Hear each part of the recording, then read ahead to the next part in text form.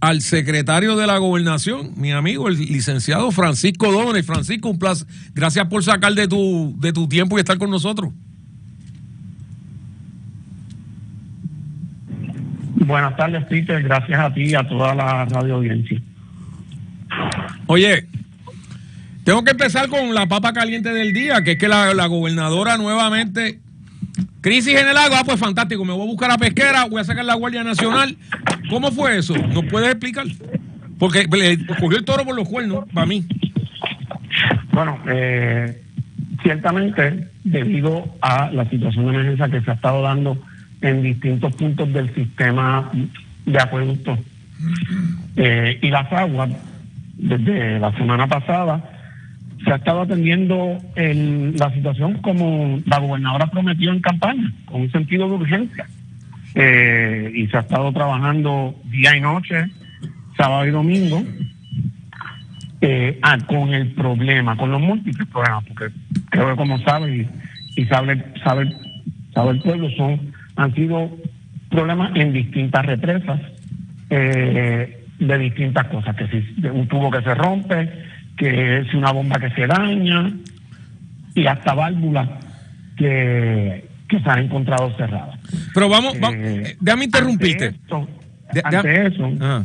Porque quiero interrumpirte con una cosa, porque esto yo no creo que se ha dado suficiente relevancia. Se rompen, o sea, tenemos la Macacoa, que se nos rompen tuberías en La Plata y en Carraízo básicamente al mismo tiempo.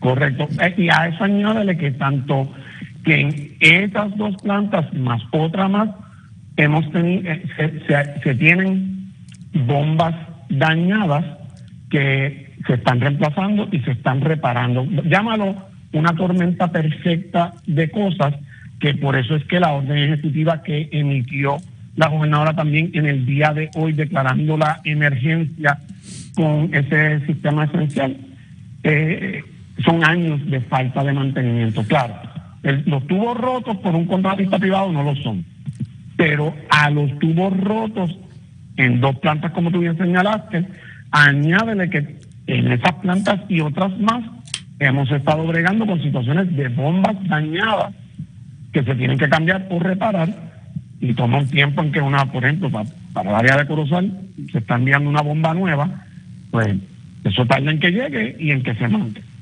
Pues se da esta cantidad de asuntos a la vez.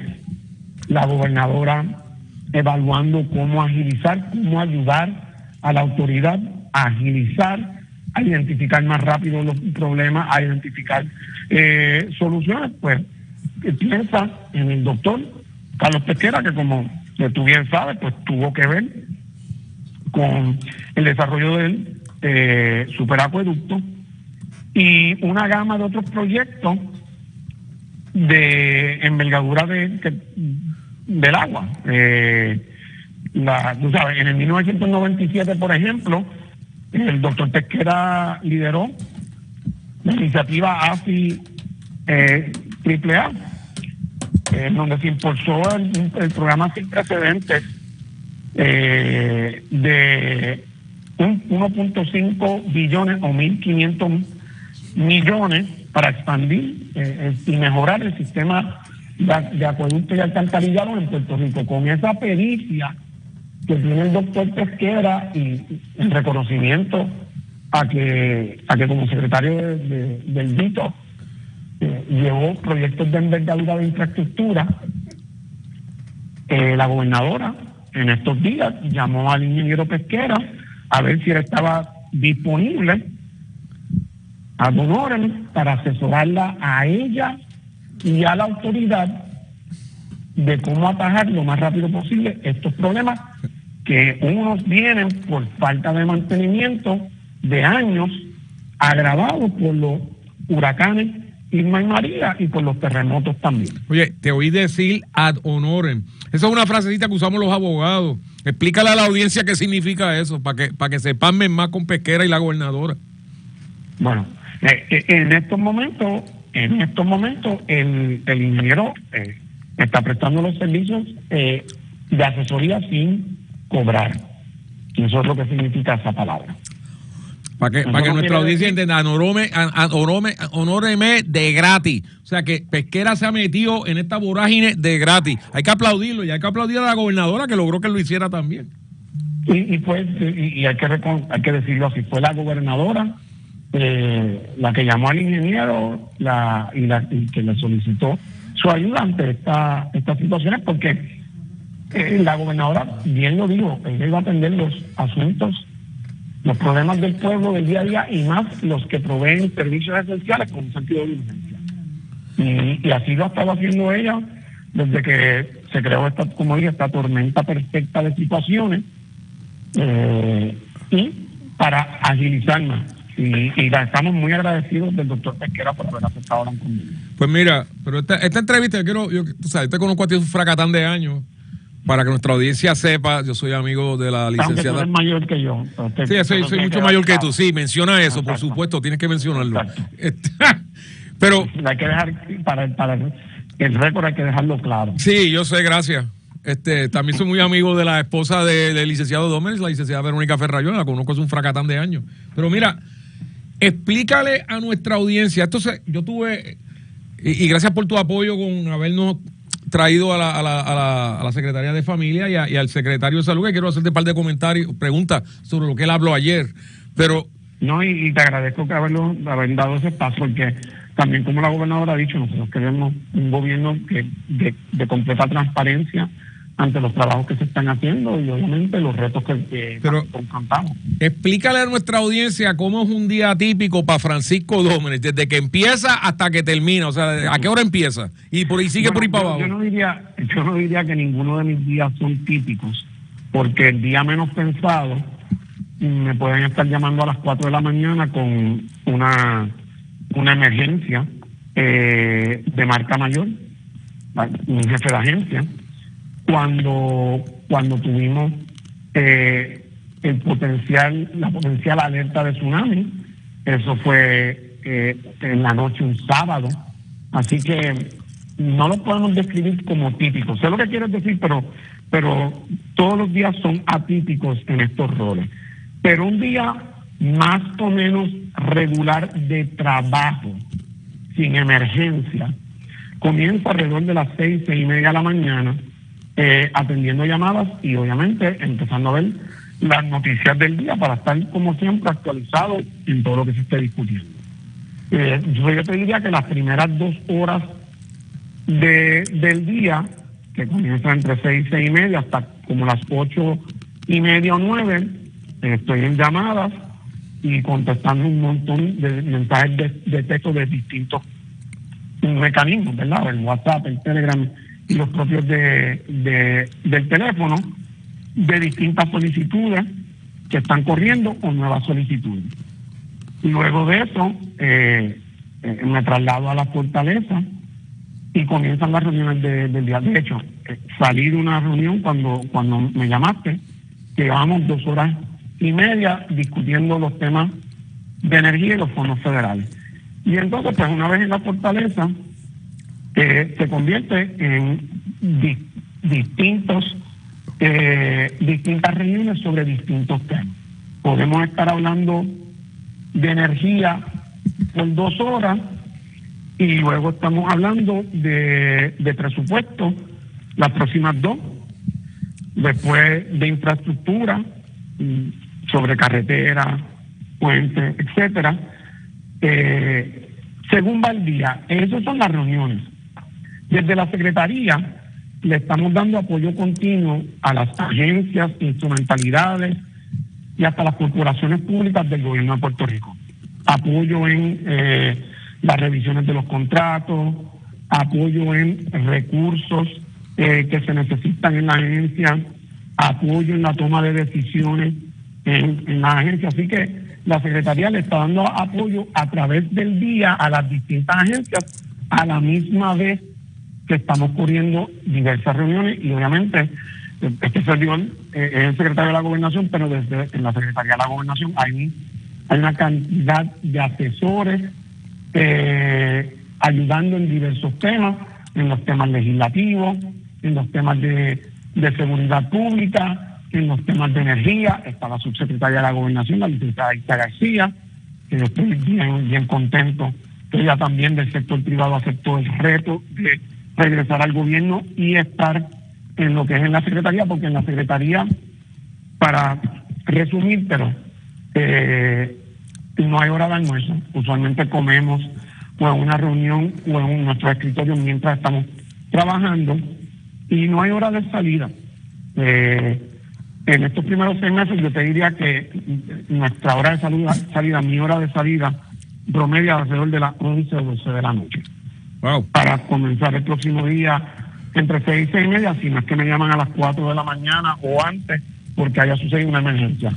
Anoche yo estuve hablando con los distintos componentes de acueducto hasta pasada la medianoche y comencé desde temprano hablando con ellos y hablando con la gobernadora del estatus de cómo estaban la situación de acueducto.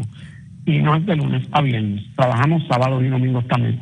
Te diría que en los primeros 4 meses, si el promedio de horas trabajadas de lunes a viernes eran 16 horas por día en promedio, los primeros 4 meses, sábado y domingo, trabajamos 12 horas, los 2 días.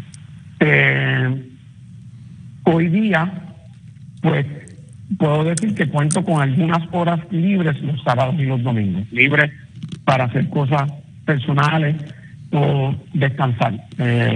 Pero es un trabajo que demanda mucho tiempo diario y no hay breaks o descanso, no hay una hora de almuerzo. Uno come el almuerzo y sigue con lo que tiene. Igual, si estoy aquí, si te estoy diciendo que estoy aquí hasta las 11 o las 12 de la noche, evidentemente a las 7 o 8 de la noche voy a comer algo, no es una hora de cena, es comer algo y seguir trabajando.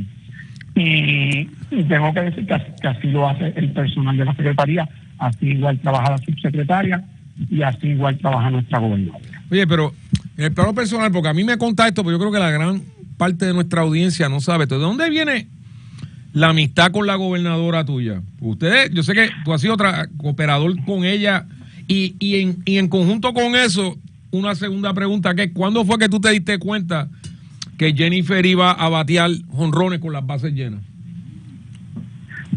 Bueno, de más cercano al presente hacia atrás, pues como dijiste, mejor explicado, pues yo he dirigido las 3 campañas las 3 últimas campañas de ella, que de verdad son 5, porque en 2 de esas 3 han habido primarias. O sea, dirigí la campaña cuando se convirtió en la primera mujer comisionada residente en el 2016.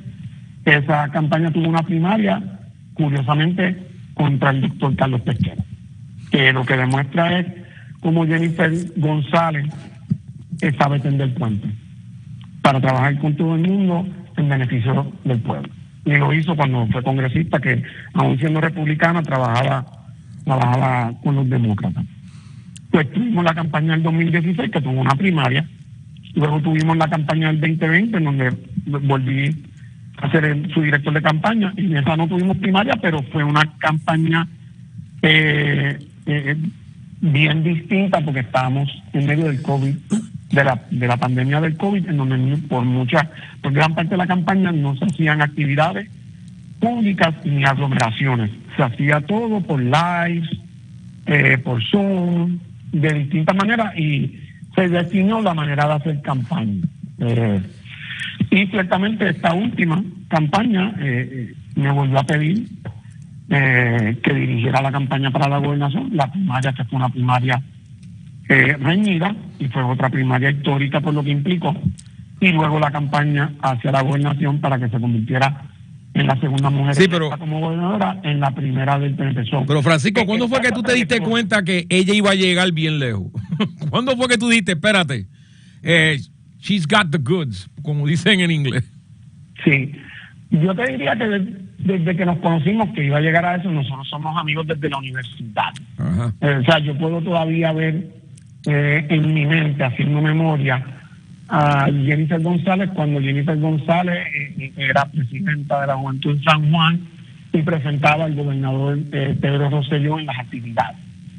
Y esa energía, ese calor que ella demostraba en esos entonces, sabía que ella iba a ser una política innata, una política genuina y sincera con cómo se conducía hacia el pueblo y hacia la gente. En el 2002, como creo que todo el mundo sabe, tú bien sabes, ella se convierte en representante.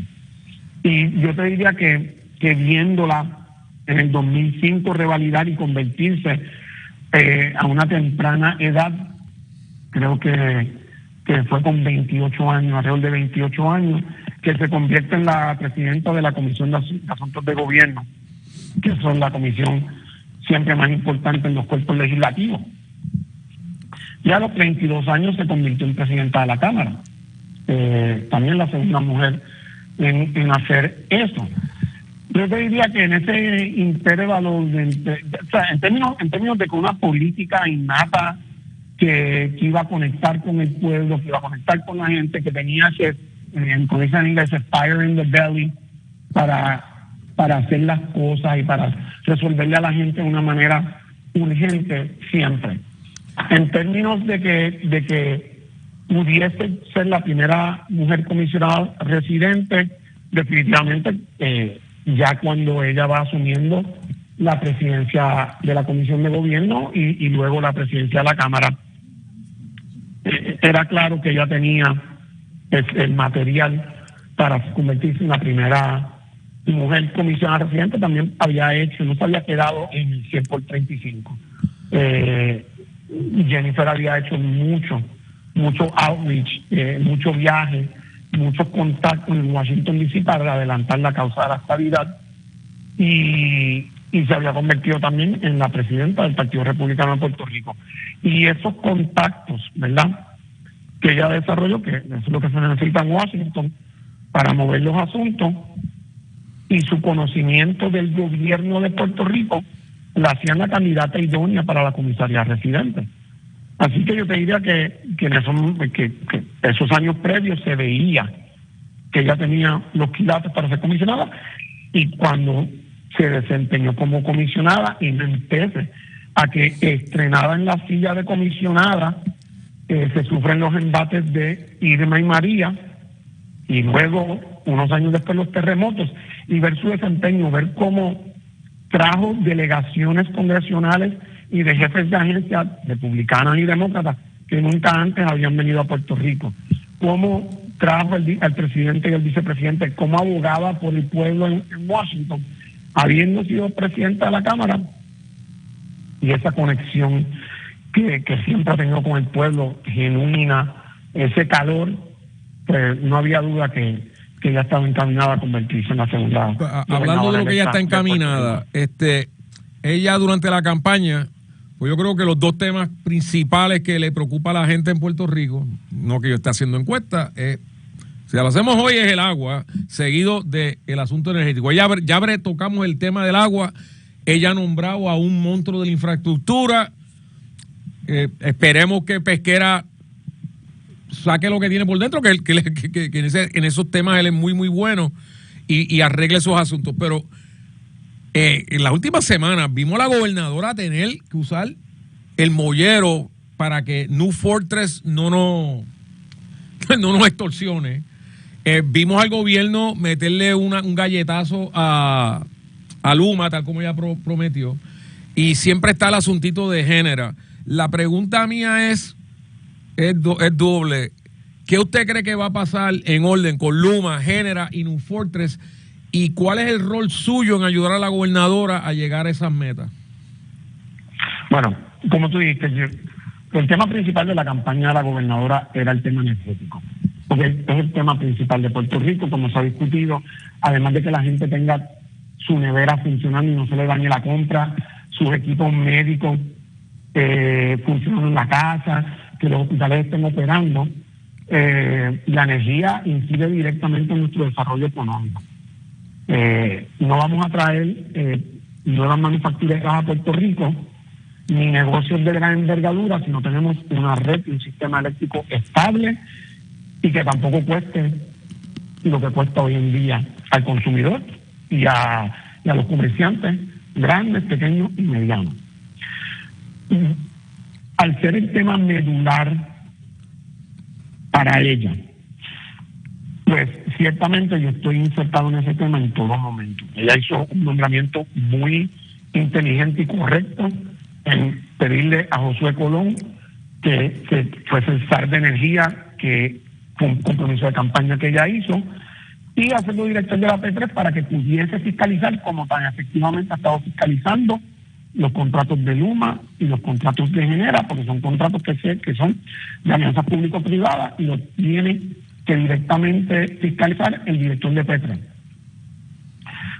Pues yo he estado trabajando de mano en mano con la gobernadora y con el SAR de Energía, José Colón, con los gerentes y dueños de esas compañías para, ¿verdad?, hacerlos entender la postura de la gobernadora en términos de que ya hay que desplegar en todo Puerto Rico esos fondos federales que son 17 mil millones que ella consiguió para básicamente hacer una nueva red eléctrica.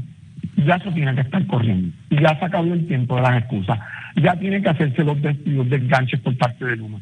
Ya Genera tiene que estar, ¿verdad?, reparando y modernizando las plantas generatrices, porque en Puerto Rico también hay una tormenta perfecta entre problemas de generación, que son ahora de Genera, el que tiene que atenderlo, y problemas de la distribución de esa energía que le corresponden a Luma. Así que mi rol ha sido estar en las reuniones críticas donde hay que lograr unos entendidos con esas compañías para que presten sus servicios. Para que presten sus servicios de una manera rápida, eficaz, con el sentido de urgencia del cual habló la gobernadora durante la campaña. En el tema de New Fortress, que es la matriz de Genera, pero que tiene unos contratos de proveer el gas natural a las generatrices que los consumen, tienen esa parte. Pues te puedo decir que recientemente, cuando, como bien señalaste, los dueños trataron de chantajear, extorsionar a Puerto Rico para lograr un contrato leonino de 15 años con el cual la gobernadora y nadie estaba de acuerdo, ni fue el RFP que fue a subasta, de poner los puntos sobre la I. Oiga, pero si no cumplían con el contrato, pues ellos sí tenían que cumplir con un contrato. Pero Francisco, déjame hacerte esta pregunta. Sí. New Fortress tenía las acciones en sobre 40 billetes, ahora están en menos de 5 pesos. O sea que Wall Street ya emitió su juicio sobre esa compañía. Está ciertamente lo ha ido emitiendo, y ciertamente la compañía ha tenido unos problemas porque tuvo que vender sus contratos y operaciones en Jamaica. No están en bancarrota, pero ciertamente hay preocupaciones con su solidez financiera, que la ha expresado el SAR, la ha expresado el negociado de energía, y por eso también entendíamos que nos íbamos a amarrar un contrato de 15 años fijo de suplido de gas. El AFP llamaba para un contrato de 5 años con renovaciones cada 5 años. Y eso es lo que estamos todavía en el talante y para atrás con New Fortress. Mi consejo es que tengan mucho cuidado. Nos quedan 2 minutos. Licenciado, a usted lo han criticado, usted ha estado en la palestra pública todos estos meses, como nunca antes. ¿Qué es lo que el pueblo de Puerto Rico no sabe de usted, que usted puede decirles ahora, mira, esto es lo que ustedes no saben de mí y quiero que lo sepan? Bueno, yo creo que lo dije en una entrevista que fue publicada en el día de ayer, que yo, igual que la gobernadora, los dos nos parecemos mucho en muchas cosas, y una de ellas es que somos personas de resultados y somos personas de no parar de trabajar hasta ver esos resultados. Lo que puedo decir de mí es eso: yo trabajo incansablemente, yo trabajo, si no hay que dormir porque hay que lograr unas metas, lo he hecho en la práctica privada, lo he hecho en las campañas, y lo he hecho ahora estando 7 meses en el gobierno. Francisco, te quiero dar las gracias por tu tiempo. Te deseo el mejor de los éxitos, porque este tostón de New Fortress, yo sé que usted está capacitado para bregar con eso, pero esa gente le dieron unos muelles tú sabes que nosotros hacemos quiebra en el bufete. Esa gente está, esto huele a Chapter 11. Y así que tú sabes que huele a Chapter 11. Pero estamos revisando ese contrato también. Estamos tomando todas las precauciones para que Puerto Rico no se quede sin luz. Yo te agradezco a ti la oportunidad y nuevamente. La próxima vez que Dávila se vaya de vacaciones te vuelvo a llamar. Un abrazo a ti, a Verónica. Mis amigos, gracias por la oportunidad. Aquí con el secretario de la Gobernación, que ha hablado de los retos que enfrenta la administración, que son grandes, pero yo creo que están capacitados. No se vayan, que regresamos aquí en la... Estábamos la primera media hora con el secretario de la Gobernación, Francisco Domenech. ¿Sabes algo? Llámalo otra vez, que se le quedaron un par de cosas que quería decir. Pero en lo que él viene, miren, ayer... Esto no está entre los titulares que yo iba a cubrir, pero ayer el secretario de Salud, Víctor Ramos, dijo que por no ser Estado, estamos perdiendo 3,000 millones en fondos de Medicare y Medicaid. Y que eso va directamente al trato de los ancianos, no tienen los chavos, no tienen los recursos, todo por esto. Y sin embargo, viernes pasado teníamos al Huevito Sin Sal diciendo que el ELA era magnífico. La última que llegó, Emma, vamos contigo, la vicepresidenta del Partido Demócrata. ¿Qué tú piensas de eso? Republicano.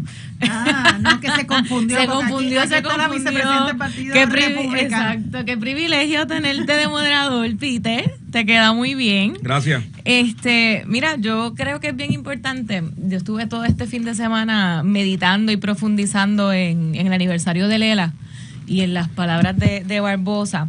Y pensé una y otra vez y recordé que yo defiendo la estadidad desde que tengo uso de razón y siempre lo hice no como una consigna, sino que como con una convicción de que la estadidad es un asunto urgente y personal.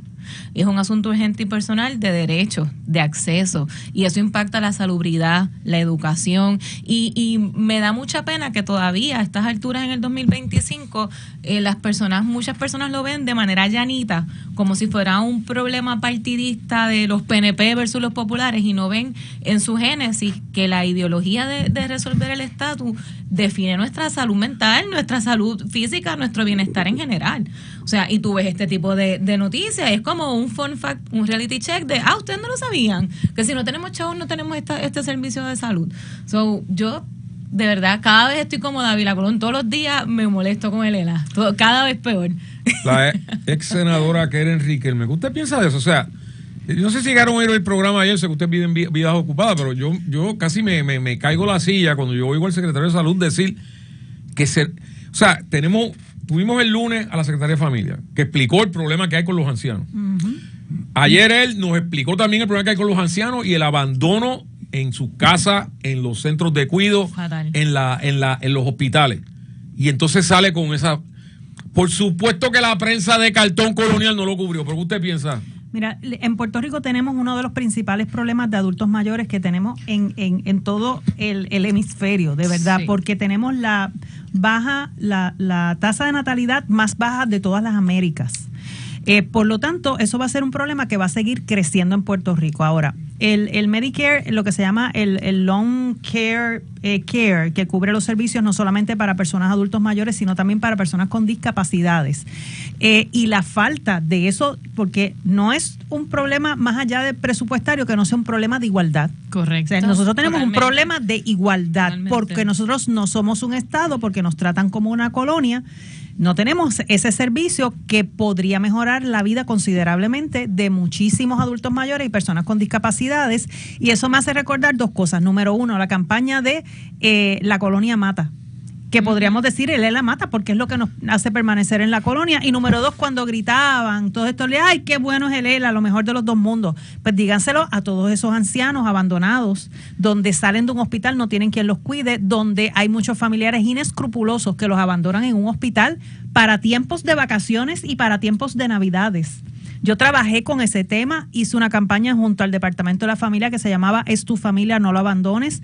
Pudimos entrenar a 100 capellanes alrededor de la isla para que atendieran esta problemática, pero no dan abasto, porque el Departamento de la Familia lo único que tiene son 1,000 trabajadores sociales para atender niños, adultos, todo tipo de problemas. No damos abasto. El dinero, claro que está el dinero, pero el dinero está en el otro lado del charco donde hay estadidad y donde hay igualdad. Acá no. Es como si acá los adultos mayores no importaran. Claro, pero el que está allá sentado, ¿qué es lo que dice? No, aquí no hay problema, nosotros vamos a perpetuar el ELA, que los adultos mayores consigan quien los cuide, pero si ni siquiera están aquí las personas que los pueden cuidar en muchas ocasiones, porque hay unos que no es que sean inescrupulosos, es que se tienen que mudar de Puerto Rico a buscar mejores condiciones e irse a la estadidad, incluyendo los que dicen que bueno es el ELA. Así que yo creo que tenemos que empezar a ver este tipo de problema social que tenemos en Puerto Rico como un problema colonial. Mario, dos preguntas. Primero, recuerda a nuestra audiencia a qué universidad fue que fue José Celso Barbosa. A la Universidad de Michigan, en Ann Arbor. Ann Arbor. Eso es así. Ahí estudió No lo podías dejar pasar. estudió medicina. ¿Sabes quién estudió allí también, verdad? ¿Quién? Ricardo Rosselló. ¿También? ¿Y sabes quién más? ¿Quién? Yo. Yo creía que Pero vamos a algo más serio, porque nuevamente esto a mí me impactó, porque... Pero que conste que haya estudiado Barbosa, pero... ¿Sabes que allá hay un busto de él en la universidad? ¿En serio? Claro que sí. Mira, Rafael Hernández Colón y yo estudiamos en la misma universidad, pero eso no quiere decir... John Hopkins. Eso no quiere decir... Que fue en la misma época. No, primero que no fue en la misma época, ni que salimos con el mismo ideal. O sea, que podemos diferir habiendo Mario, tú que eres un historiador, universidad. Cuando tú ves... O sea, esto está en vivo y a colores, el daño corrosivo que hace a toda nuestra sociedad estar en esta condición colonial, uno, y dos, que después venga un líder de dicho partido colonial y diga, si tenemos que quedarnos en la cláusula territorial, nos quedamos. Bueno, eso es triste que haya dicho eso. Eso se parece a lo que el abuelo dijo en las vistas aquellas en el 89 en el Senado de los Estados Unidos, cuando le preguntaron que dónde iba a estar la soberanía del pueblo, y ahí él dijo que en el Congreso. Pero él no puede hacer más nada desde el punto de vista del estatus, ¿verdad? Él tiene que entonces hacer unos pronunciamientos. Yo creo que Pablo José está en ese sentido está jugando con el lenguaje. Él sabe que la ley promesa, que la base legal de la ley promesa es la cláusula territorial, porque así está, creo que en el artículo 2, en el artículo 3 de la ley, así está. Están, Peter, los casos de Aurelius, el caso de Baello Madero, y hay otro caso, Sánchez Valle, Pueblo versus Sánchez Valle, que en ese caso el mismo tribunal dice que los orígenes de lo que tenemos ahora vienen de la ley Foraker. Claro. Y la ley Foraker dice en su primer artículo, esta ley aplicará a Puerto Rico y a todas islas adyacentes pertenecientes a los Estados Unidos. Y el artículo 9, que ahora es el artículo a partir del 52, es el artículo 9 de la Ley de Relaciones Federales, si le llaman así, pero dice las leyes aprobadas por el Congreso aplicarán a Puerto Rico a menos que sean localmente inaplicables. Pues entonces, tú sabes, hay un poder del Congreso sobre Puerto Rico. Y la cuestión esta de los hospitales, del Medicaid, y del Medicare, en la década del 80 se celebró una convención de los hospitales donde los hospitales demandaron que se tratara a Puerto Rico en los fondos federales igual que a los estados. Y la verdad es que la estadidad no es otra cosa que un asunto de derechos. Derechos para el ciudadano americano que vive en Puerto Rico. Y esos derechos incluyen igualdad en los programas, igualdad de participación en los programas federales. Y el dinero para el Medicare, el dinero para el Medicaid es parte de eso que se llama igualdad política, que no es otra cosa que tener los 2 senadores, los congresistas y el voto presidencial. Eso pues mucha gente no lo entiende, pero eso es una realidad cuando en Puerto Rico, Peter, tenemos el 25% de la población es envejeciente. Pero mira, Mario, yo diría que es una discriminación directa porque mira, las Islas Vírgenes sí reciben el Medicaid más amplio que Puerto Rico, y simplemente porque dicen que Puerto Rico tiene más gente. Entonces, presupuestariamente es más difícil, y esto sabe Emma, Oye, ¿verdad? también tenemos 30 veces más población que ellos. Claro, pero entonces nos están discriminando doblemente, porque dice, pues es que no les queremos dar porque ustedes son muchos y se va a requerir muchos chavos, darle todo eso a ustedes. Ah, bueno, pero díganle eso a todos los ciudadanos americanos que viven allá en Estados Unidos continental, o sea, porque son muchos, no le van a dar. Sí. Estamos viendo el discrimen directo eso y crudo. Lo cubrimos ayer. Como teníamos al licenciado Dómenes, yo no cubrí todos los temas que vamos a cubrir de aquí para abajo. O sea, esto lo toqué con Dómenes, pero lo vamos a tocar con ustedes también. La prensa de cartón en acción. Él viene el vocero y pone este titular: proyectos renovables tal día. Cuando tú te lees el artículo, te dice, espérate, ya para el año, en 2 años vamos a tener 800 megavatios más de energía renovable. ¿Quién dijo que están atrasados? El jefe de energía dice, no, están progresando. Se están preparando para los huracanes. Mi único comentario es, ¿tienen teléfono de satélite? Porque cuando vino Doña María, esos eran los únicos que funcionaban. Otro PPD notable le sale al frente el huevito. Si leyeron la columna de Jorge Colbert hoy en El Vocero, eso fue una garnatá, pero no fue tan garnatá. Yo creo que los cinco dedos estaban cerrados. Entonces, esta es la prensa de cartón, me encanta. Ahora si ven las del titular del Nuevo Día, se están quejando de que después de lo del Ayala están agarrando a todos estos convictos que tenían sueltos por ahí en la libre y los están metiendo para adentro otra vez y se están quejando de eso. Los están metiendo para adentro.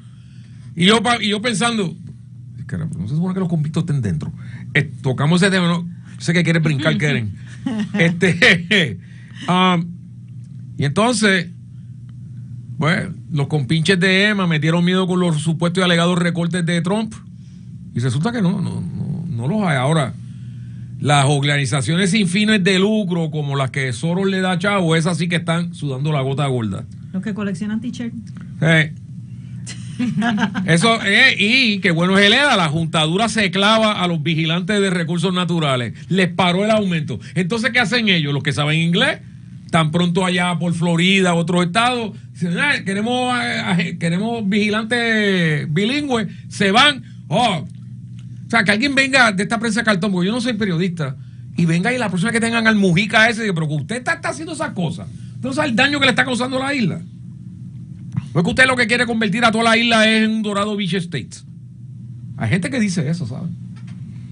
Entonces, siguiendo con la prensa de cartón, Chonky Fake News Delgado, el propagandista antiestadista, anti-PNP de los Ferré en Washington, ahora sale con Luis Putierre diciendo, no, vamos a empujar la agenda del falocrático en Washington. Y yo, espérate, el mismo falocrático que se fue a pelota dura y lo huyó como el diablo a la cruz otra vez al tema de la independencia. ¿No vieron eso? Pues lo vamos a discutir. Y por último, la GOBE le mete caña al asunto de acueductos. ¿Vieron eso? Activó la Guardia Nacional, metió a Pesquera, el supersecretario. Quiero que sepan que Carlos Pesquera, o sea, como estableció el licenciado Dómenes, lo está haciendo de gratis. Sí, gratis. De gratis. Esto no es un trabajo de 1 o 2 horas al día de él sacar un informito, hay un menito. Todo tiene que meter caña, etcétera. Así que hay que aplaudir a Carlos Pesquera. Ve, para eso tú sirves. Políticamente, pues, vamos a dejarlo por otro lado. Pero nada, Emma, tú eres la próxima que te toca. ¿Qué tú crees? Voy a coger estos temas al azar. Y como nuestra audiencia lo que le gusta es el asunto de estatus y todo eso, ¿qué tú crees de esto? De esto de Luis Putierre andando por ahí, diciendo por un lado que va a estar impulsando para que conozcan a Juan Dalmau y su agenda de independencia, y entonces por acá Juan Dalmau va a pelota dura y dice, no, yo no quiero hablar de independencia, yo quiero hablar de buen gobierno, porque como yo nunca he trabajado en mi vida, yo sé administrar. ¿Qué tú crees de eso? Una muy buena amiga mía me regaló un refrán que esto es un papelón del tamaño de África. Y yo siempre se lo he comprado y casualmente aplica para todos los problemas políticos en Puerto Rico. A mí me parece absurdo, sobre todo yo como demócrata, ver cómo diferentes sectores demócratas en Estados Unidos toman postura en apoyo a Dalmau, siendo ellos parte de una estructura gubernamental de Estados Unidos. Entonces, para mí eso me vuela la cabeza, que es lo que pasa con AOC y con Nidia Velázquez. Entonces, yo veo este comportamiento... Aquí son conocidas como las urracas parlanchinas. Yo hablo por los nombres y apellidos. Y entonces ver de nuevo este comportamiento de la estadidad, cabildeamos por la independencia, es como lo más absurdo que tú puedes ver, porque es desde tu casa, sentado, cómodo, viendo cómo el país se derrumba en canto, y tú tienes la osadía de defender un estatus de independencia cuando sabes que Puerto Rico depende realmente de todo. Dalmau a mí nunca me sorprende. O sea, yo pienso que él fue bien cómico, porque cuando fue a Pelota Dura, que le increparon sobre lo que dijo Molusco, yo no sé si ustedes vieron ese video, su reacción fue: lo que pasa en las redes no es la realidad. No, ¿y qué? No, y yo me pregunto, su campaña completa se fundamentó en las redes sociales. Y entonces, por eso que él sabe lo que está hablando. Exacto. Eso fue como, llegaste al aha moment. Entonces, me desespera, ¿verdad? Y tratando de recapitular a tu pregunta específica o a tu comentario, a mí no me sorprende, porque este ha sido el modo operandi. Aquí hablan de una manera, aquí dicen que Puerto Rico necesita independizarse, van allá y el discurso, y cuando vuelve empiezan a titubear porque saben que nosotros sin fondos federales no podemos operar. Mario, tú tienes una visión histórica de todo esto. ¿Tú habías visto un candidato independentista comportarse de esta manera? No, entonces el problema es que él estuvo jugando pelota dura. Jugando pelota dura por televisión. O sea, que porque hay dos jugando pelota dura. Exacto. Pero él estuvo en jugando pelota dura por televisión. Obviaron que el representante Mario Díaz Baralt, el tocayo, Mario Díaz Baralt, desmintió que se hubiera reunido con él. Eso no lo mencionaron en el programa. Pero Peter, Keren y Emma, ustedes no se han dado cuenta de una cosa. Él se ha reunido, dice él, con esos congresistas. En algún momento él ha dicho que habló con ellos para buscar fondos para lo que hablamos ahorita, para los envejecientes, para el Medicaid, para el Medicare, que tanta falta hace en Puerto Rico. Él no habló de eso, él habló de cosas conceptuales, soberanía, independencia y cosas así.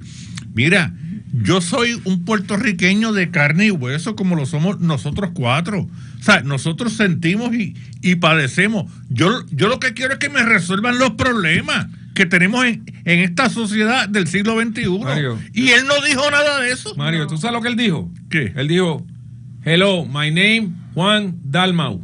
Ok, eso fue lo que él dijo. Eso fue todo lo que él dijo. No dijo más nada de eso. ¿Quieren? A la misma vez, Chonky Fake News Delgado, el propagandista que todo lo que sea anti-PNP, anti-estadía lo tira, salió el senador demócrata, ¿viste? Demócrata de Georgia, Ossoff, y más fuerte a favor de la estadía no pudo ser, y Chonky no dijo nada al respecto. ¿Qué tú crees de todo eso? Pero ¿y qué va a decir? ¿Qué va a decir Delgado? Sí, mira, la realidad es que estas acciones de Dalmau y muchas veces la cobertura que se le da a esto es más inconsistente que hacer dieta en Navidad.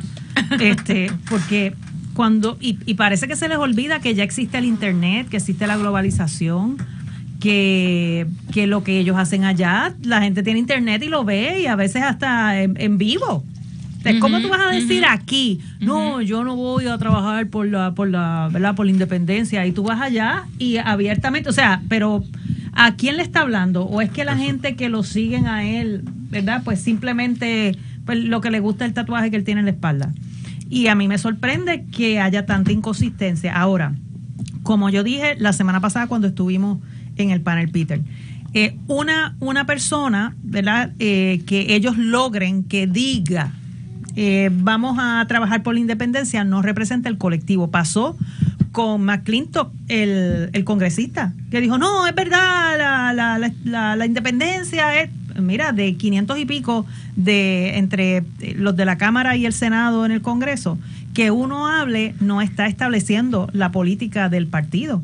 Ahora, cuando el partido que él milita, tanto el republicano como el demócrata, están apoyando la estadidad, y algunos dicen, no, que el partido republicano que quitó la estadidad, miren, eso no es cierto. Se redujo el lenguaje y las páginas para que el ciudadano común y de corriente no tenga que estar leyendo casi 100 páginas para saber qué es lo que el partido está apoyando. Pero cuando tú vas al reglamento del Partido Republicano, dice cómo va a ser el tratamiento para Puerto Rico cuando se convierte en Estado. O sea, una cosa va en acuerdo con la otra, donde dice, la plataforma del Partido Republicano dice que para los territorios quiere la máxima expresión política de desarrollo político, y eso no es la independencia. Estamos hablando de que lo que queremos es que siga creciendo y se siga fortaleciendo la nación. Pero, como bien tú dices, muchas veces quieren resaltar ciertas cosas que ya caen en lo absurdo. Como dice Emma, cae en lo absurdo. Y parece que a ellos se les olvidó que existe el internet y que hay gente que lee y que hay noticias también nacionales que nosotros tenemos acceso a ellas. Sí. Bueno, John Dalmau, como me dice, sí, porque estoy seguro que él dijo, my name is Juan, él dijo, my name is John. A mí me da vergüenza que en menos de 10 minutos estemos hablando de la necesidad urgente de lograr paridad en fondos federales para la necesidad que tenemos con adultos mayores, y venga este ser humano a pedir la independencia. O sea, la gente dirá, pero espérate, tú me estás pidiendo más chavos para la igualdad y me está diciendo que se quieren ir. O sea, somos una vergüenza colectiva a nivel de Puerto Rico de que esa es la discusión que se esté llevando en el Congreso. Mario, pero tampoco explican cómo van a darle servicio a los adultos mayores que en este momento sí reciben el Medicare y Medicaid, ¿verdad? Limitado, pero se recibe, a las madres solteras que reciben el PAN, a los discapacitados y sus familiares que reciben. Pero eso no lo pueden explicar. No, ellos van allá simplemente a hablar de un ideal y la gente acá que se fastidie. Sí. Y no tienen manera de poder conseguir los fondos y todavía dicen que quieren a Puerto Rico y que son patria, que quieren hacer patria. Mario, a mí lo que me molesta, sí, y para que nos lleves al break, porque nos vamos en minuto y medio, es que cualquiera que vaya al Capitolio, quiero que sepan esto, y va y toca en puertas, los van a recibir. Y si el congresista se tira una foto con usted, sí, eso no es una reunión ni nada de eso. A mí lo que me molesta es que venga un alegado y supuesto periodista, y lo que son photo ops, créanme, yo las tengo, yo tengo fotos con congresistas, yo ni sabía quiénes eran, le toqué la puerta, me salió un ayudante, está el congresista fuera así, me tomó una foto y seguí caminando. Exacto. Pero que vengan a decir que estuvimos discutiendo asuntos de categoría y de peso, ¿tú no crees que eso es una barbarie? No, si uno se tira fotos con cualquiera, hasta con el Papa, porque se han dado esos casos, y entonces cogen la foto, yo quiero una foto con le el dan Papa. una interpretación baladí a la foto que no guarda relación con la realidad, y entonces pues con eso tratan de embabucar a la gente, y el periodista debe ser incisivo. Mira, cuánto tiempo estuvieron reunidos, de qué hablaron, cuál es la opinión de él sobre el tema que hablaron. O sea, cosas así, pero eso no se hace. Simplemente, mira, tuvo fulano con el congresista tal, hablando sobre tal cosa. Y muchas veces eso no. A mí lo que me preocupa, Peter, que eso aparece en el periódico. Y los periódicos, desde el punto de vista historiográfico, son una fuente primaria. El que vaya a hacer una narrativa historiográfica, tenga cuidado con usar eso como una fuente primaria para fundamentar su escrito. Ya no se puede usar la prensa. No. Eso es así, mis amigos. No se vayan, que esto se va a poner mejor todavía. Ya Mario abrió la botella de vino, así que imagínense. No se vayan, regresamos aquí en La Mirilla, no con Luis Dávila, con Peter Miller. Está aquí en Noti1, en La Mirilla. Me acompaña el historiador Mario Ramos, la vicepresidenta del Partido Demócrata, saludos cordiales, Emma Marrero, y la ex senadora Keren Riquelme, que está... me dio un sueño que Keren vuelve al Senado. No sé por dónde viene ese sueño. Dios mío, entonces cuando tú marcas, ya tú sabes, dentro del bucket list, ya tú marcaste. Bueno, el pueblo ganaría, definitivamente. Pero bien, estamos a finales de julio. ¿Sabes lo que significa eso? Que por ahí viene septiembre y agosto, que particularmente septiembre son los meses, o sea, el mes que los huracanes dicen, vamos a visitar a Puerto Rico. Y sale un reportaje en El Vocero que dice que tienen generadores, tienen cisternas en las escuelas, o sea, se están preparando para eso. ¿Quieren? ¿De veras se puede preparar uno para un huracán categoría 5? Mira, uno nunca va a saber lo que te depara un huracán categoría 5. Sí, las agencias deben de tener sus protocolos al día. Yo recuerdo varias reuniones que yo hice, por ejemplo, con el Departamento de la Vivienda, preguntando específicamente acerca de los refugios, cuáles tenían cisternas, etcétera, los listados, pero no hay manera de nosotros aquí en Puerto Rico saber qué carretera se va a inundar, que las personas no puedan pasar. Hay que estar preparado y para todo eso hay planes, y aquí lo más importante es que las personas que estén en las agencias tengan el conocimiento y el peritaje para poder reaccionar. En cuanto a las comunicaciones, yo creo que hemos avanzado bastante. En el huracán María nosotros nos quedamos completamente incomunicados. La oficina del tercer sector de Fortaleza comenzó a trabajar unos proyectos con las organizaciones sin fines de lucro, las organizaciones de base de fe, para lograr hacer unos hubs de comunicaciones en esos lugares donde, ¿verdad? Como para ponerlo en contexto para que me entiendan, ser los KP4 que levantan sus torres y entrenan muchachos o personas retiradas que quieran comunicarse. Yo recuerdo después del huracán María que mi mamá no estaba en Puerto Rico, ella no sabía del paradero de nosotros, no había comunicación, como miles de personas que viven fuera de Puerto Rico que no sabían de sus familiares. Yo me pude comunicar por un radioaficionado desde Camuy hasta República Dominicana, y en República Dominicana ellos se comunicaron con un Salvation Army en Nueva York y ahí realizaron la llamada a mi mamá para decirle, mire, su familia está bien. Ahora imagínense que todas esas torres se puedan levantar o ya estén levantadas dentro de esos communication hubs que hay, que existen ya, no solamente para pantries ¿verdad? De pantries de comida, que eso tiene un nombre en español que a veces a mí el botón bilingüe se me queda estoqueado como el de Buzz Lightyear, bitácora espacial. Pero estos lugares, ¿verdad? Donde hay compra, que se reparte comida y los hay muchas cosas que hemos adelantado. Cuando vino María nos dimos cuenta de que la infraestructura para respuesta a emergencia no estaba preparada para un huracán categoría 5. ¿Que estamos completamente preparados? No, yo diría que no. Empezando, por ejemplo, existen ya leyes que por ejemplo, los centros de ancianos, a mí me llamaban y me decían, mira que el centro de ancianos no tiene luz, no tiene agua, que los pacientes, ¿verdad? Los que están internados, que tienen insulina, y yo, pero no se supone que ustedes tengan generadores, no se supone que ustedes tengan cisternas. Sí, pero el generador nunca funcionó, nunca prendió, la cisterna no tenía agua. Entonces hay una responsabilidad personal, para empezar, porque hay personas que tienen sus generadores eléctricos que nunca los verifican, que nunca los prenden, que nunca le dan mantenimiento, las cisternas están todas desconectadas, sucias. O sea, hay una responsabilidad personal, y luego esas son los mismos que culpan al gobierno, como si el gobierno pudiera resolver todo. El gobierno tiene una parte muy importante, pero hay una responsabilidad personal, y además estas organizaciones y administradores, sobre todo de lugares donde hay adultos mayores, también tienen una responsabilidad. Así que si todos cooperamos, podemos en cierta medida, cuando llegue un aparato como ese categoría 5, ver cuánto hemos mejorado, y yo creo que sí, que hemos mejorado, pero que completamente, o sea, es tan improbable uno decir estos van a hacer los daños. Sí, hay unos básicos. Yo discrepo de Keren, no hay responsabilidad personal en esta isla. La población es víctima de todo, incluyendo fenómenos naturales, y el gobierno se supone que resuelva todos los problemas. Obviamente estoy siendo sarcástico, ¿ok?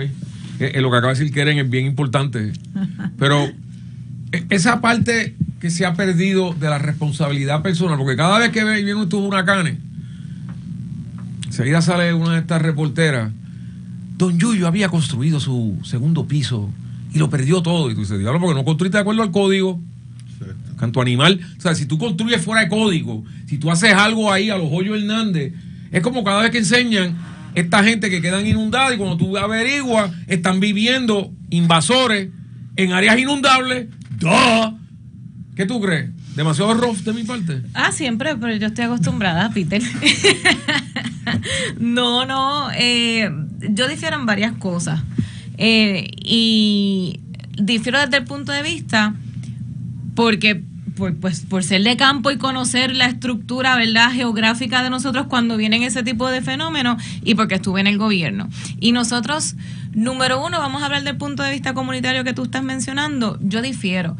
Las comunidades son las que han salvado aquí los escenarios, porque el gobierno no ha podido llegar rápido ni responder rápido, porque el reto primario que tiene el gobierno para prepararse a una emergencia es la cadena de distribución, los centros de mando y las responsabilidades de todas las agencias que Keren lo mencionó ahorita.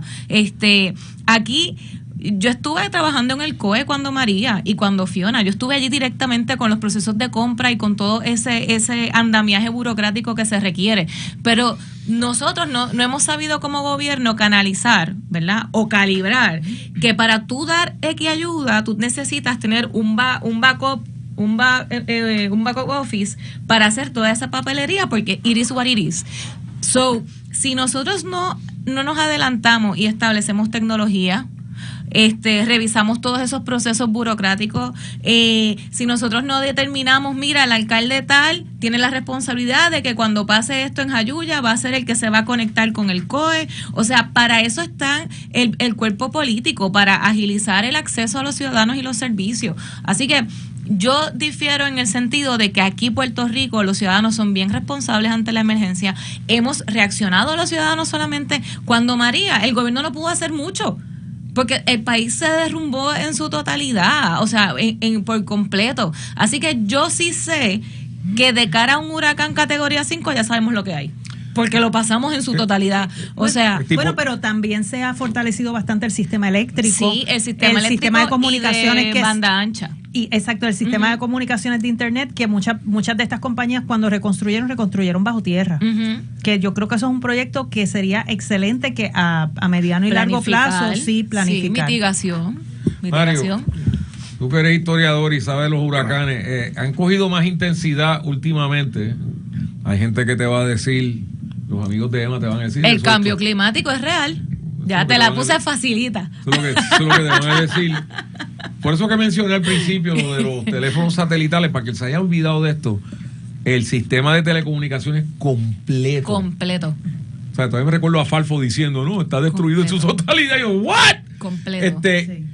Y que irónicamente, lo voy a decir, Guapa Radio era la única que funcionaba. ¿Sabe por qué? Porque con Son Maceta no había modernizado el sistema y todavía estaban con microondas, mientras que todo el resto del mundo estaba digitalizado. Y eso fue lo que funcionaba. De la misma manera que los únicos teléfonos que funcionaban eran los de los landline, o sea, el teléfono tradicional.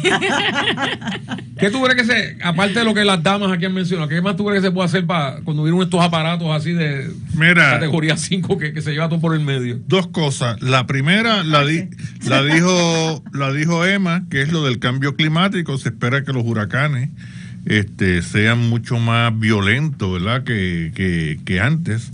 Pero eso es como dicen este latinazgo que se usa en derecho, cuare.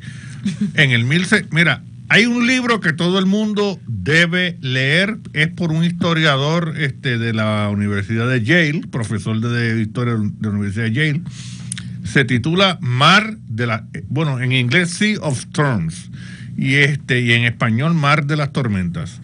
O sea, analiza los huracanes en el Caribe desde Cristóbal Colón hasta Katrina. Y entonces él es un libro extraordinario y encontró documentación que en el año 1780 y en el 1782 pasaron unos huracanes por aquí, 2 huracanes, que eso fue una cosa increíble. Francisco Moscoso encontró en evidencia documental de un huracán que fue en el 1500, no me acuerdo, y él publicó ese libro titulado Huracán, que fue un huracán devastador.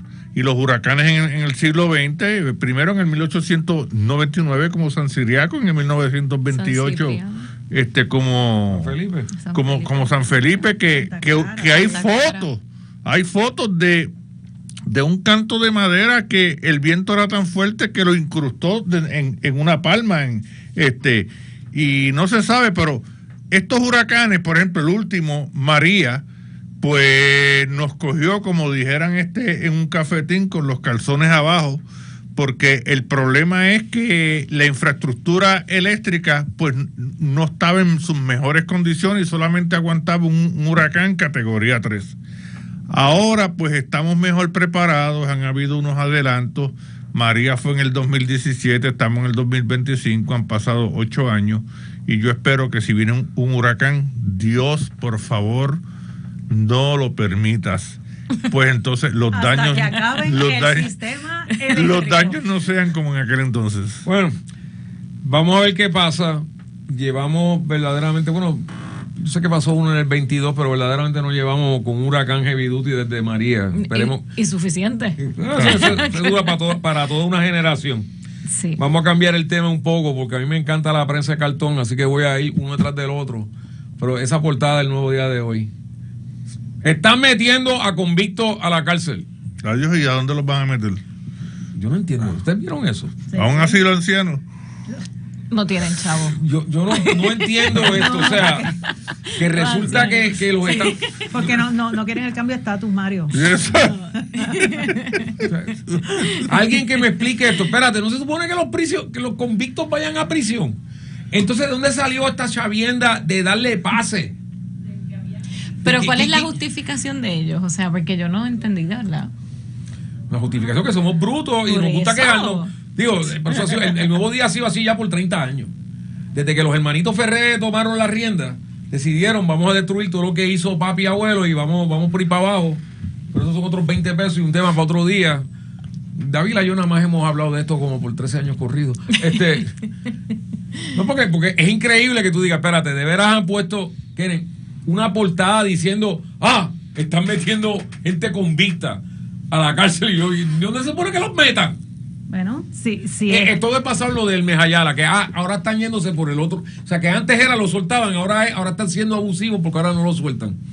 No, esto es una cosa Yo, de verdad, increíble. yo me quedé sin palabras. No, Mira, y entonces, sí. mira, eso es un privilegio. Si tú estás sentenciado, y fíjate que el subtitular, el titular es denuncian violación de ley con reos enfermos. Entonces el subtitular dice la Sociedad de Asistencia Legal. ¿Por qué le tienen que dar una primicia a la Sociedad de Asistencia Legal? Asegura que Corrección incumplió proceso a retirarle el privilegio, porque mira lo que dice, privilegio, no derecho, privilegio a presos que cumplían sentencia fuera de la cárcel por salud. Pues claro, por salud, pero si No, pero ahora yo si quiero ahora tú hablar de estás esto. bien de salud, porque vas a seguirle en tu casa. No, miren, yo quiero hablar de esto porque yo hice una enmienda a la ley de desvío.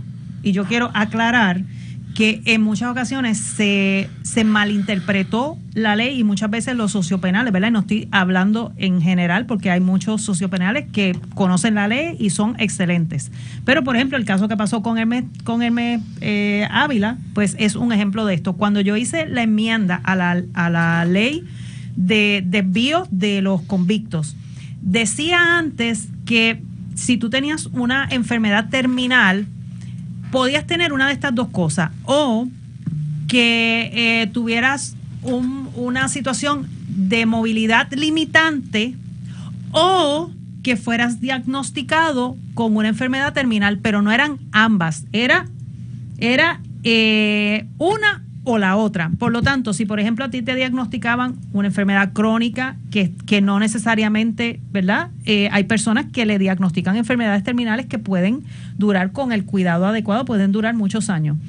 Pero en este caso es que si le diagnosticaban, vamos a decir, por ejemplo, SIDA, pero era una persona que podía permanecer dentro de una institución penal, pero entonces la interpretaban y decían, no, porque como ya esta persona ya le diagnosticaron, puede salir. Pero cuando yo hago la enmienda, que esa enmienda no decía y o, yo le quité el o, y solamente con quitarle el o, y usted sabe, señor licenciado, usted es abogado, que con quitarle el o es y.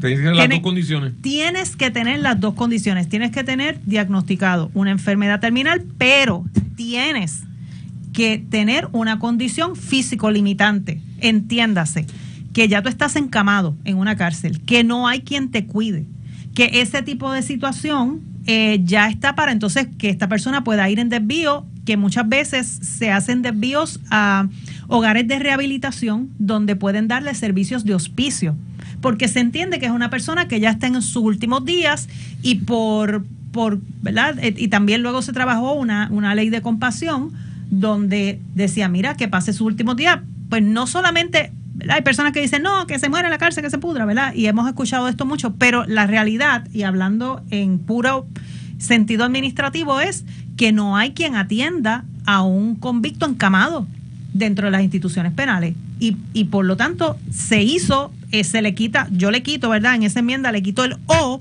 para que sean ambas, porque hay personas con enfermedades terminales que pueden seguir recibiendo tratamiento dentro de las cárceles. Podría ser el caso de que cuando analizan a todas estas personas que salieron, en el momento que salieron, que ya se había hecho la enmienda a la ley de desvío, dijeron, mira, tú no cualificabas. Y quizás haya sido uno de los señalamientos. El que se estén quejando que regresen, el que un socio penal en un momento dado haya decidido que no fue a la ley y hizo una interpretación personal, pues tiene que regresar, porque la ley es la ley. Para unos, para los que están adentro y para los que soltaron, sí, y para los que soltaron por equivocación. Pero como siempre quieren hacer todo un show al respecto de que ya lo soltaron, de que ya está en la libre comunidad, de que ahora regresa. Claro, porque fue por error. En este caso, si es por la ley de desvío, pues había que ir por la nueva enmienda. Si es el caso de que, vamos a decir, computaron mal las bonificaciones que se le daba, o pudo haber sido, qué sé yo, por cualquier otra cosa que haya salido, como ha pasado en otras situaciones, que ha pasado que dejan salir a una persona convicta cuando no le correspondía. Pues a dónde tiene que ir y cuál es el Estado de Derecho y cuál es lo justo, pues que regrese. Emma, ¿qué tú crees de esto de estar metiendo gente convicta y que se escandalicen y que lo pongan en primera plana y que su fuente sea asistencia legal? ¿Verdad? Yo creo que Keren hizo todo ese análisis en cuanto a los méritos de esa toma de decisiones, según las circunstancias, ¿verdad? De la enfermedad, de la disponibilidad de los cuidados, de los fondos, del acceso, etcétera. A mí lo que me preocupa es que el tema de corrección es bien serio. El tema de corrección y rehabilitación en Puerto Rico lo debemos mirar realmente desde un punto de vista holístico, porque realmente podemos profundizar en que no hay rehabilitación. Podemos profundizar en el reto que tienen los guardias sociopenales, podemos profundizar en las estructuras carcelarias, o sea, podemos profundizar en un sinnúmero de cosas que estén asociados a la situación del concepto correccional en Puerto Rico. Habiendo dicho eso, a mí lo que me preocupa, como siempre estamos argumentando aquí sobre el tipo de mensaje y titular que lleva la prensa, es que se cause o que se cree esta crisis donde no la hay, y que se reflejara como si es un problema institucional que está pasando en todos lados, que está pasando en todas las cárceles. Y esa es la parte que a mí me preocupa, que cuando tú lo lees es como que, anda, esto se fastidió aquí. Entonces, volvemos. Si es un problema institucional que está impactando realmente, pues vamos a hablarlo con seriedad, pero no tocarlo por pinza. Entonces, no sé. No, porque lo que pasa, les puedo decir, porque yo fui editor de un periódico, que viene alguien allí de Double Digit IQ y te viene con una propuesta para un titular y tú tienes que, tú sabes, se supone que tú tengas la materia gris para decirle, es un disparate. Punto. Sí. Y lo pares. A hoy día, con la competencia salvaje que hay, lo que llaman clickbait, pues te tratan de poner algo, o sea, el periódico es una compra de impulso. Tú ves era como cuando para la generación de nosotros, ¿te recuerdas, Mario? Tenían el Inquirer, justamente de tú pagar por la compra, y todo el mundo agarraba el Inquirer, te ponían unos titulares bien salvajes. El periódico es más o menos la misma cosa. Entonces tratan de hacerlo, nada más que son torpes, y lo que terminan es imprimiendo disparates. Hablando de disparates, Mario, yo sé que tú escribes columnas allí, que son muy buenas. Vamos, aclara. Vinieron y pusieron hoy en el vocero atrasados los proyectos de energía renovable, y cuando tú lees el artículo, el comisionado de energía te dice, no, van exactamente como van, y para el 27 vamos a tener 800 megavatios. O sea, ¿cuál es este problema de tratar de pintar todo como lo que no es? Entonces, parten de la premisa que tú no lees. Cuando tú lees el artículo, dices, espérate, pero eso no va con el titular. Todo el tiempo. Bueno, eso se llama construir en el lenguaje. Y entonces el vocero, pues, con el dominio que tiene de la lengua española, pues construye en el lenguaje en los titulares. Pero eso, no hay una dicotomía entre el titular y el texto noticioso. Y yo creo que te lo digo, no es porque yo escriba en el vocero, Peter, pero el vocero, y tú fuiste presidente del vocero, y la seriedad que tú le impartiste al vocero, esa seriedad ha quedado hasta el día de hoy. Y yo creo que es un periódico serio. Y Antonio Otero es un tremendo periodista, tú sabes, trabajé con él, es buena gente. ¿Quién? Otero, Carlos Otero. Sí, Carlos. Es buena gente. Tú sabes, buena gente. Yo lo que les digo es que este asunto de clickbait está medio interesante, Keren, tú fuiste senadora. ¿Cuántas veces tuviste reportajes sobre tus funciones o que tú decías, pero todo no fue lo que pasó? O en la alternativa, pero me quitaste la mitad de la oración. Sí, o muchas veces, pues, es que generalmente, pues, obviamente el titular tiene que ser sugestivo para que te lo compren, tiene que ser sensacionalista, porque es que ha cambiado en la época de que cuando era solamente el periódico impreso en papel y ahora todo se mide por los clics, ¿verdad? Sí. Y todo se mide por cuánto alcance tiene ese medio. ¿Cuántos views? Y cuántos videos, y si los views son de 3 segundos o whatever, ¿verdad?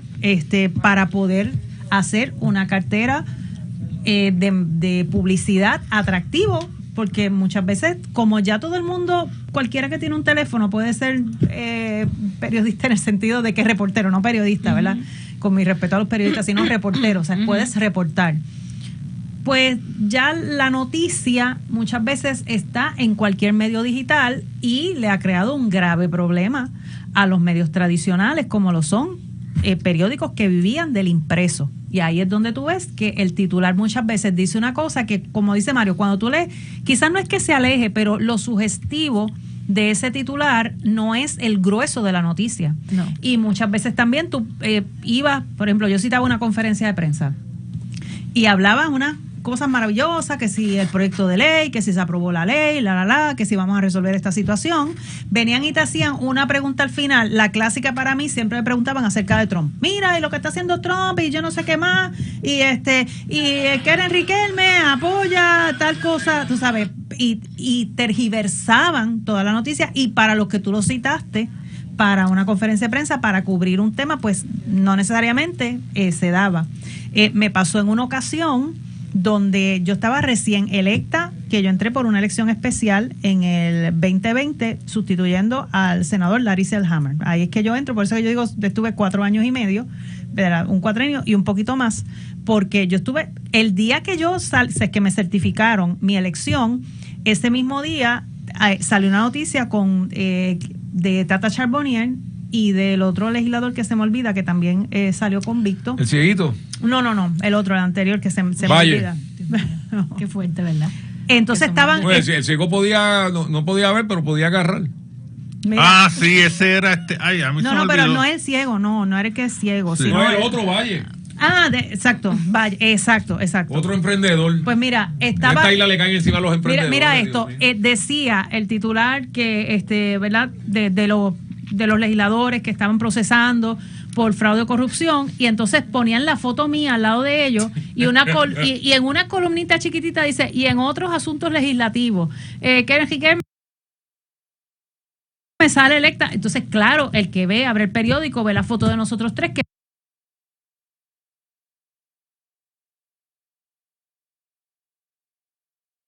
va a decir, pues ella también la están procesando fichar y nada que ver. Eso fue a propósito. Pero claro, o sea, por eso es que traigo el tema, que muchas veces de acuerdo a la línea editorial y lo que se quiera traer. Hablando de periodistas, Emma, te voy a leer esto que una supuesta y alegada periodista en Puerto Rico tiró. Es un video donde alegadamente israelitas están preveniendo que llegue comida a Gaza. Ella pone: la crueldad de quienes se hacen llamar, y entre comillas, el pueblo elegido. No es guerra, es hashtag genocidio, hashtag holocausto, hashtag exterminio étnico. Una periodista escribió eso sobre judíos y trabaja en una compañía cuyo presidente es judío. ¿Qué tú crees de eso? Después te digo quién fue. Todo lo escribió ella. ¿Cuándo lo tiró? ¿Será que no le hizo un background check al jefe? Lo tiró ayer. No lo había visto. Pero qué fuerte. Mira. O sea, yo no había visto algo así de antijudío desde que la diabla loca esa que escribía columnas en El Nuevo Día escribió una columna que se la publicaron. Yo no sé quién fue el anormal que lo hizo. ¿Quién fue esa? Se me olvida el nombre. O sea, ¿sabes algo? Yo elimino cosas negativas. ¿Pero de qué era? Era la culpa es del judío. Esa fue sí, ahora me acuerdo del titular, algo de la culpa, algo así del judío, fue Wilda Rodríguez. Sí. Bueno. Entonces, la comunidad judía se molestó con El Nuevo Día y protestó y llamaron al Nuevo Día. Entonces el Nuevo Día le pidió a Wilda Rodríguez que escribiera una columna. Esa es la información que tengo, a lo mejor estoy equivocado, que escribiera una columna como que retractándose. Pero la columna que escribió, pues fue peor. Y entonces pues la lo que está sacaron. diciendo Por eso me gusta escuchar a Mario. Y fíjate, Wilda Rodríguez, aunque yo no la conozco personalmente, pero es una persona que yo admiro mucho. Acaba de publicar un libro muy bueno. Su alter ego es que ella usa, me consta que ella usa cuentas VPN para insultar de la manera más asquerosa, grosera y sucia que te puedas imaginar. Ella se cree que no se sabe que es ella. ¿Qué es eso? ¿Cuentas qué? VPN, eso que tú te vas a X y tiras, tú usas una cuenta VPN y no te pueden Rastrear. no te pueden rastrear. Eso es lo que le dicen troll. No, troll, por ejemplo, yo me la paso troleando a los independentistas, pero yo lo hago con nombre y apellido. Tú sabes, para mí, la parte fabulosa que ellos se creen que yo estoy mordido, yo me estoy riendo, tú sabes. Pero no. Hay gente que vive de esto. Se hacen llamar analistas en ciertas estaciones y los tienen allí, pero ellos tienen como 10, 20, 30, 40 cuentas falsas, y con esas cuentas falsas ellos vienen y usan cuentas VPN. O sea que si tú tratas de rastrearlo, no puedes, cibernéticamente. Bueno, le llaman analistas, pero son más bien comentaristas. El analista es otra cosa. El analista es el que te coge la realidad, sea política o lo que sea. Comentario que yo acabo de leer. Está bien, pero te coge la realidad política o la realidad actual y te la convierte en objeto de conocimiento, la deconstruye y después la arma para que el radioescucha o el lector tenga una opinión balanceada y certera sobre lo que está hablando. Pero no son pero los demás no son analistas, son meros comentaristas. ¿Qué tú crees de alguien que se expresa de esa manera? Bueno, sale en televisión de lunes a viernes todas las mañanas. Una persona que se expresa de esa manera parece que se le olvida la razón por la cual está la guerra entre Gaza e Israel. Hubo un ataque por el sur de Israel donde entraron a los kibutz, mataron a miles de personas, familias, niños que llegaron decapitados a Israel nuevamente.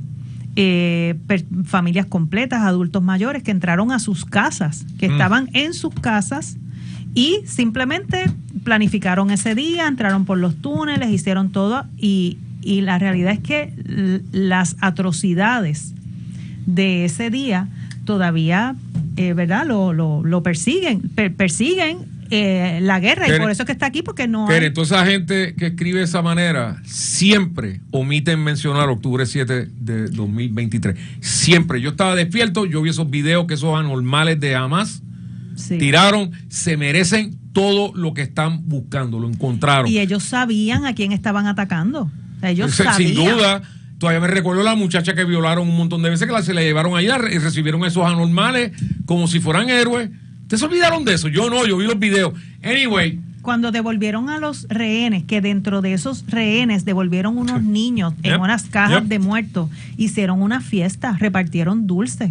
Entonces se le olvida también que una barcaza que traía ayuda humanitaria, ¿a quién fue que arrestaron? Ese es el Puerto Rico. Titia Ixa, deja de estar escribiendo esas cosas, que va a haber gente como yo que te las va a señalar. Mira un periódico. Aquí pues yo te digo. La Mirilla.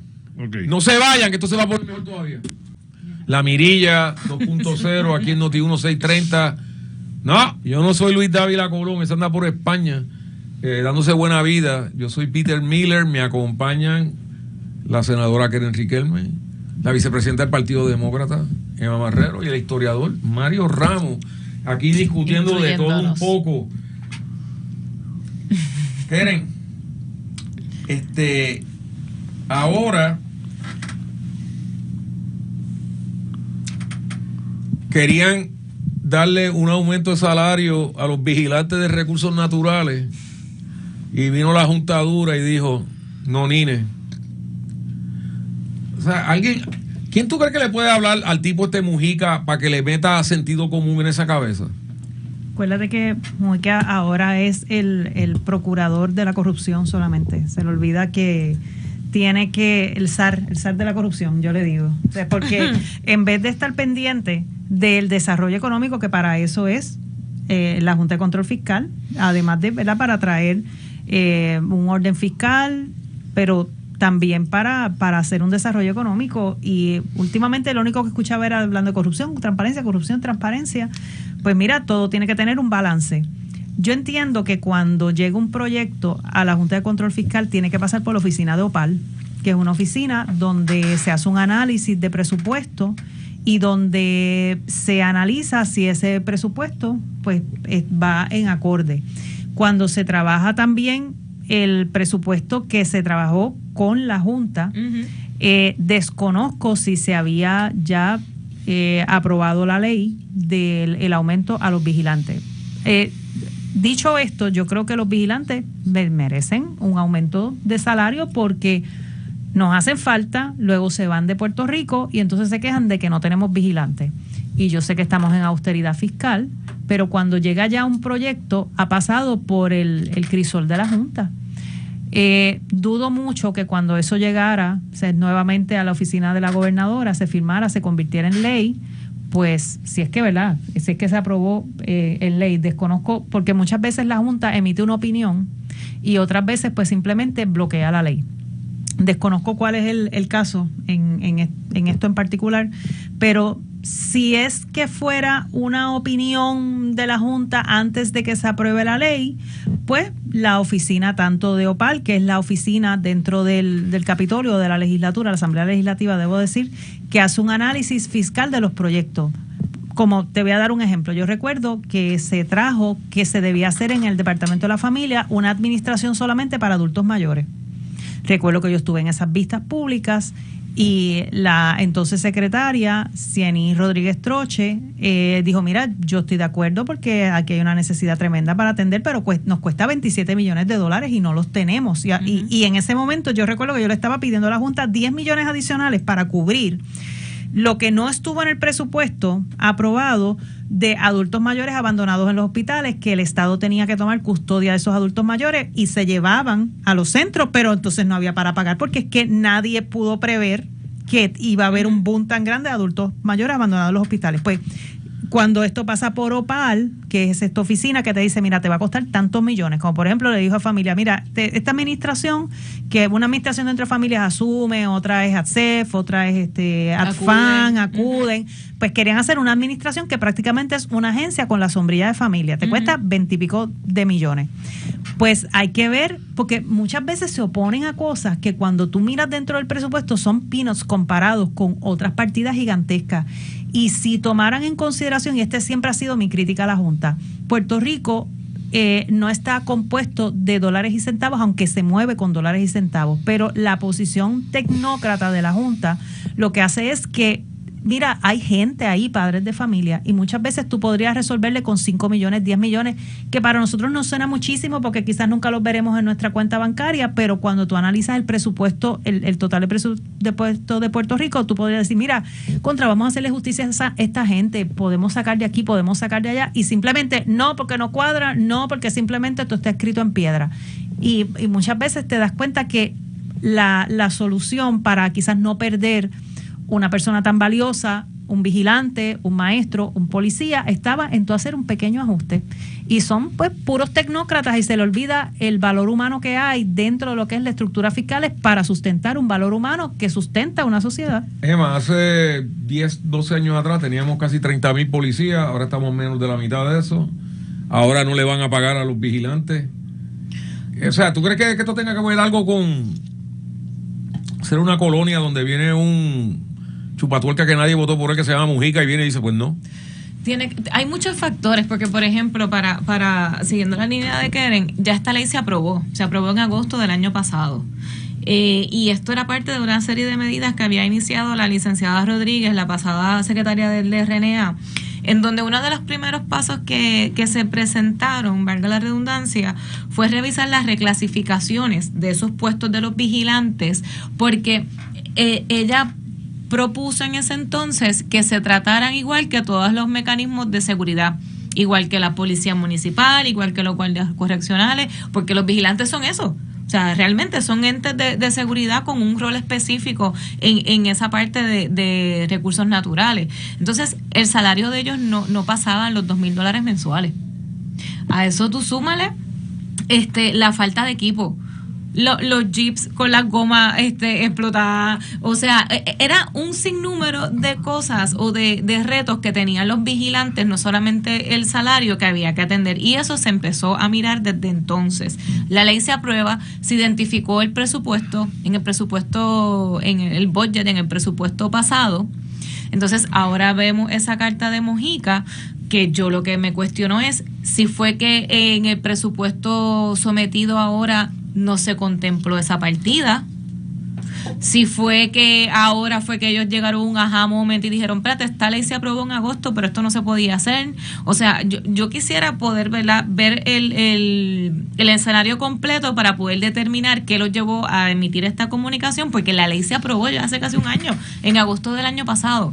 Entonces, a mí sí, yo tengo un poco de amor y odio con el tema de la Junta, y tú lo sabes, Peter, porque yo no soporto la estructura y la existencia del ente de Promesa por lo que implica, pero yo al ver el gobierno vi todos los retos fiscales que nosotros tenemos en la manera operacional. Entonces nosotros no podemos pedir aumento un año. Nosotros tenemos que poder demostrar que ese aumento van a venir más vigilantes en el otro año, que cuántos se van a retirar, que esto es un gasto recurrente. O sea, hay una serie de cosas que para ser fiscalmente responsables el gobierno tiene que mirar. En este caso, no sé qué fue lo que lo comenté en otro análisis, no sé si fue que no se puso en el presupuesto aprobado. O sea, no tengo Mario, esa parte. ¿tú no crees que es un tanto irónico que este tipo que nadie votó por él y anda por ahí, tú sabes, sacando pecho, y yo te diría que él tiene Little Man Syndrome, pero eso soy yo, pero ¿tú no crees que es un tanto irónico que un gobierno federal que tiene un déficit de 36 trillones tenga un cuerpo diciéndole a una colonia que nunca ha estado equiparada en nada, diciéndole cómo comportarse fiscalmente, cuando parte del reto que tiene Trump es el boquete fiscal que tiene Estados Unidos? ¿No crees que eso está como...? Y que entonces venga, no... Totalmente. No, Mario Ramos no te ha contestado porque yo estoy totalmente de acuerdo. Bueno, no sé si ambas cosas pueden compararse. Yo creo que Estados Unidos cumple con los bonistas. Pero en el caso nuestro, primero que esa deuda que llegó a 72 billones. Eso sin contar la pensión, que literalmente por cada $100 que hay que pagar, era un chavo, ¿verdad? Sí. Por $100. Como las deudas esas de Latinoamérica, las deudas externas en las décadas del 80 y 90. Argentina, nos compararon con Argentina. Somos 35. Pero la culpa de que la Junta exista son dos factores. Número uno, nuestra condición política. La Junta existe, por eso un estado de los Estados Unidos, el Congreso no puede pasar una ley para imponerle una Junta. Segundo, los gobernantes que hemos tenido. Aquí ha habido gobernantes que han tratado el presupuesto como si eso fuera su bolsillo. Sí. Han sido extremadamente irresponsables.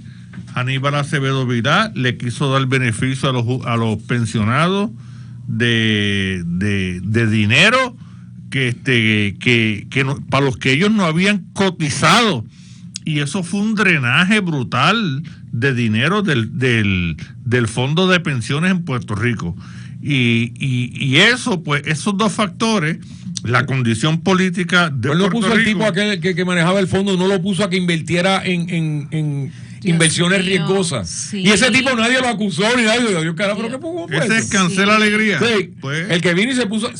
y no le hicieron nada. Se fue a jugar blackjack con el dinero de inversión. Y no le hicieron nada, y entonces el problema, de hecho, a ninguno de los dos, ni a Aníbal Acevedo Vilá, ni a Juan Cancel Alegría, yo les compraría un carro usado, porque la verdad es que se las traen los dos. Bueno, esto es lo que les voy a decir. Tengo que traer a colación a nuestro querido y fenecido amigo Carlos Colón de Almas, que me enseñó a mí que la deuda no se puede ver simplemente como que la creciste, tienes que verla como una función de la economía y el Producto Bruto de la isla. Por ejemplo, Pedro Rosselló duplicó el tamaño de la deuda, sin embargo, el porcentaje de la deuda como parte del Producto Bruto de la isla bajó de 60% a 45%. En otras palabras, Pedro creció la economía colonial a tal grado que aun cuando cogió más prestado, bajó el overall de lo que debíamos. Cuando usted, porque yo oigo gente, todos los gobiernos tuvieron algo que ver. Y yo digo, no fue así. Porque cuando usted mira el 2001 y lo lleva al 2009, eso que estaba en 45%, la deuda del Producto Bruto estaba ahora para el 2009, por eso fue que se encontró Luis Fortuño, fue sobre 100%. O sea, cuando tú mencionas lo que hizo el Caníbal y Doña Sila, endeudaron a la isla a sabiendas de que la economía no sostenía eso. Los supuestos inversionistas que compraron esa deuda, que debieron haber hecho el análisis. Ahí es que otra cosa que a mí me fascina son las casas acreditadoras. Pero anyway, vamos a convertir esto en algo que no es, o para hoy anyway. No, pero es un buen tema. Bueno, lo que pasa es que la gente lo que entiende es debemos chavo, entonces vinieron una serie de psiquitraques intelectuales a decir, hay que auditar la deuda. Mire, ya que me busqué yo mismo. Si usted va en el proceso de quiebra y usted dice que usted es acreedor, usted tiene que demostrarle al tribunal que usted tiene una acreencia válida. En otras palabras, tiene que está auditado. O sea, tú no te puedes aparecer allí y decir, Mario Ramos me debe 100 pesos. Yo tengo que venir y demostrar el papel. Claro. Lo que estos idiotas, digo, es que son para mí tan intelectualmente falsos. Lo que ellos están diciendo es en qué se gastaron esos chavos. Pero esa es otra discusión. Totalmente. La discusión original es la siguiente. ¿Cogimos los chavos? Sí, el tenedor de ese papel se le debe. Punto. Pero esta gente son especuladores. Por eso pasa todo el tiempo. Miren, yo empecé con Doral en mi hipoteca. Ahora tengo a Popular. Eso no significa que yo le puedo decir a Popular, tú especulaste. Yo no te tengo que pagar. Eso me va a llevar a que me ejecuten la casa, ¿verdad? Eso es lo que hay con esto. Que cómo el gobierno de Puerto Rico gastó esos chavos. Esa es otra historia. Esa es otra historia, pero eso ¿Cómo no y es. dónde? Eso en un tribunal de quiebra huele encanto ante un juez una juez como la Taylor Swain, que es brillante. Anyway, nos quedan 6 minutos, así que 2 minutos para cada uno de ustedes. Estoy a punto de decirle, cojan un tema libre y háblenme de lo que quieran. Yo no te voy a hacer eso, Keren. Yo iba a decir tema libre. ¿Qué tema libre? Ahí todos los temas son libres. Aunque estén en la agenda, todos los temas son libres. Miren, pues Keren, te lo voy a poner de esta manera. Tuvimos una semana que vimos a este tipo que supuestamente dice que es independentista. Fue a Washington a hablar de independencia, pero tan pronto lo traen a Puerto Rico, le empieza a huir. Tuvimos a otro que se paró y dijo esencialmente la colonia es super chuchi y yo me quedo con esto. Y a la misma vez tenemos un gobierno bregando con cosas como New Fortress, una compañía que le dieron un muelle y está a punto de la quiebra. Pues cuando una compañía baja de $40 la acción a menos de 5 pesos, ya, como le dije a Francisco Dómez, ya Wall Street emitió su decisión. Entonces vemos a esta gobernadora que tiene un juego de pie que nunca cesa de asombrarme. O sea, porque por ejemplo, esto de acueducto parecía que iba a ser un desastre. Y de repente, pesquera. A quien tiene una reputación. O sea, cuando tú ves todos estos factores y ves estos tipos, yo digo, tirándose contra el seto y después ves cómo funciona la gobernadora, ¿cómo tú ves las cosas en el futuro inmediato? Yo creo que a ellos les molesta cómo la gobernadora está funcionando y cómo está funcionando el gobierno. Cuando nosotros estamos en medio todavía de un proceso de reestructuración de deuda, estamos luchando por problemas que vienen de décadas, como por ejemplo el problema no de la luz, sino del sistema eléctrico, el sistema de distribución y de generación. Esto es un problema que casi es histórico, porque es que el sistema de distribución y generación en Puerto Rico viene de la época de la Guerra Fría. O sea, de eso estamos hablando. Cuando se construyó estaba pues al tanto con los tiempos, pero ahora, más de tantos años, décadas de años más tarde, pues que tenemos un sistema eléctrico que llega un huracán que lo destruye y que no se le habla con claridad al pueblo. Tú sabes que cuando tú recibes fondos federales, y de esto Emma quizás nos pueda hablar un poco más, de acuerdo a la cantidad de fondos federales son los años que se va a tomar restaurar la jurisdicción o el Estado que se le dieron. Hay fondos de Katrina que los otros días fue que vinieron a usarse en su totalidad. Entonces no le hablan con claridad al pueblo. Y yo respeto las ideologías de todo el mundo, porque a mí me gusta que me respeten la mía y yo respeto la de los demás. El que no esté de acuerdo con ellas es otra cosa. Ahora, lo que sucede es que a mí lo que me causa incomodidad es que se engaña al pueblo. Tú puedes creer que él es bueno, pues mira, te lo respetamos. Tú puedes creer que la independencia es buena, te lo respetamos, pero mira, háblale claro al pueblo. ¿Cómo tú vas a decirle a alguien que lo mejor es la independencia cuando tú no tienes manera de justificar quién va a crear la defensa, la moneda, los fondos federales? Puerto Rico en este momento es un estado pobre. ¿Cómo tú vas a sustentar ese estado? Y es verdad que tenemos dependencia de fondos federales, que eso es otra cosa, pero ¿sabes qué? Los otros 50 estados también tienen dependencia de fondos federales, y hay estados que tienen más dependencia de fondos federales que el mismo Puerto Rico. Un ejemplo, Alaska. Alaska tiene una dependencia de fondos federales, aún teniendo petróleo, teniendo la pesca y tantísimas otras cosas, el turismo, el terreno tan amplio. Háblenle con claridad al pueblo, no vengan a decir que no, porque hay que trabajar los temas económicos, pero no se toca el tema de estatus. Sin el tema de estatus no hay progreso. No vengan a decir vamos a tener independencia cuando en realidad tú no puedes y no tienes manera de justificar cómo tú no vas a llevar a la pobreza y al genocidio, vamos a decirlo, ya que estábamos hablando del tema, a personas que tú las vas a condenar a la pobreza y las vas a condenar a que mueran sin ni siquiera servicios de salud. Emma, te queda en un minuto. En un minuto, mi tema libre.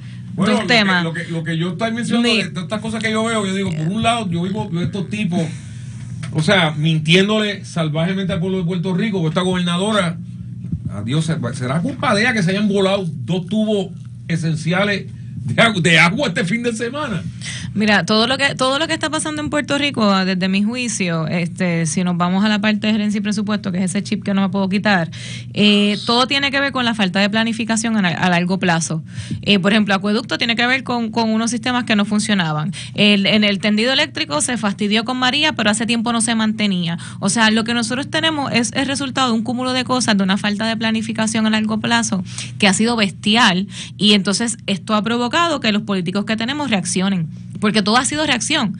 O sea, todo lo que ha pasado esta semana y con todos los demás issues ha sido reacción, porque el sistema ya colapsó en ese sentido. Entonces, si lo movemos al estatus, esto es bien sencillo. Un pueblo que no sabe cómo es su gobierno o no está definido es un pueblo que no sabe a dónde ir.